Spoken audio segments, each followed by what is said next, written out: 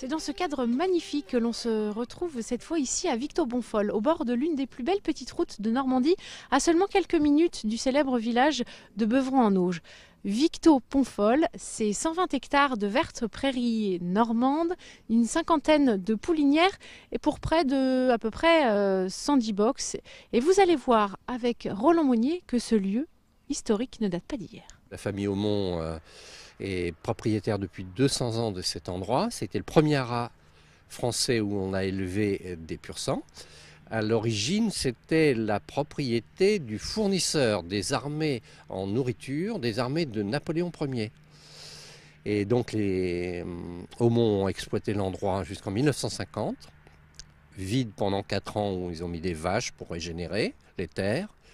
Et après, Daniel Wildenstein a pris la suite pendant 17 ans. Et Dupont de Nemours, la même période. Et depuis 17 ans, je suis, moi, locataire de cet endroit. C'est le grand polyglotte, comme le dit si bien la publicité, la formule n'est pas de moi. C'est un cheval pour lequel on attend de très bonnes choses, parce que, surtout en obstacle, bon, ce qui ne l'empêchera certainement pas de faire des chevaux de plat, parce que c'est lui-même un bon cheval de plat. Et voilà, quoi, ça se présente sur les meilleurs auspices, en tout cas, pour cette année. Combien de saillies il fait généralement? Ça tourne entre 50 et 70, 80, ça dépend. Voilà, moi, ça fait 2 années, ça va faire la seconde année qu'il fait la monte chez moi, puisque précédemment, il était au haras de la Tuilerie pour le Rallye Tréant, qui me l'a confié pour 2 années. Avatori, c'était un très bon 2 ans, qui appartient pour moitié à la famille Bader et moitié syndiquée.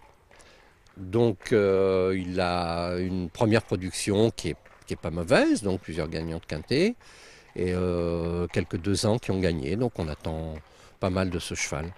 Voilà. Physiquement, vous pouvez me le décrire? C'est un grand cheval, c'est assez étonnant que ce cheval ait gagné à 2 ans quand même, un groupe, et qu'il soit placé, et qu'il a confirmé d'ailleurs à 3 ans, mais il a eu énormément mal dans le dos après, et ça a mis une fin prématurée à sa carrière. C'est un cheval qui donne des poulains très équilibrés, avec de l'os et tout, donc ça se passe pas mal. King Salsa, c'est un peu la mascotte, c'est le papy de la maison. C'est un cheval qui est constant, qui est toujours, qui fait des chevaux de course, qui a fait un démarrage fulgurant, et puis après il est un peu tombé aux oubliettes, si on peut dire, sans être complètement délaissé. Et puis voilà, il est toujours parmi les 3 premiers étalons en France, qui est quand même pas mal, aussi bien en plat qu'en obstacle, en obstacle où il a donné les gagnants groupe 1, groupe 2. Donc voilà, quoi, lui ça roule tout seul, on dira.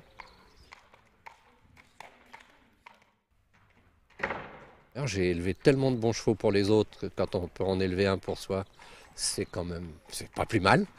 Donc j'étais associé avec Jean-Marie Béguigné et puis Cécile Grison, et il nous a même gagné 3-4 groupes placés du Jacques Lemarois derrière Whipper et 6 Perfection, c'est quand même pas mal. Bon démarrage avec Norris Catall, que j'ai aussi le plaisir d'élever, et puis Barouda, et donc voilà, il avait sailli 101 juments. Après ça a été un peu le trou parce que voilà, le bon 2 ans Sismo est parti en Australie, on attend, et ça va revenir. Quelles sont les principales qualités qui retransmettent ces produits? Maëri, c'est un cheval très courageux, très très courageux. Je me souviens du chemin de fer du Nord, j'étais près d'Aleked et je lui dis je suis battu. Et il a gagné de peu devant le Vertemer, Charming Groom, si je ne dis pas de bêtises. Et Alec me dit non, vous avez gagné, une fois de plus, il a mis tout ce qu'il avait à mettre, et c'est un cheval qui ne gagnait pas, qui n'était pas très démonstratif, et qui prenait juste ce qu'il fallait pour gagner, donc c'est suffisant.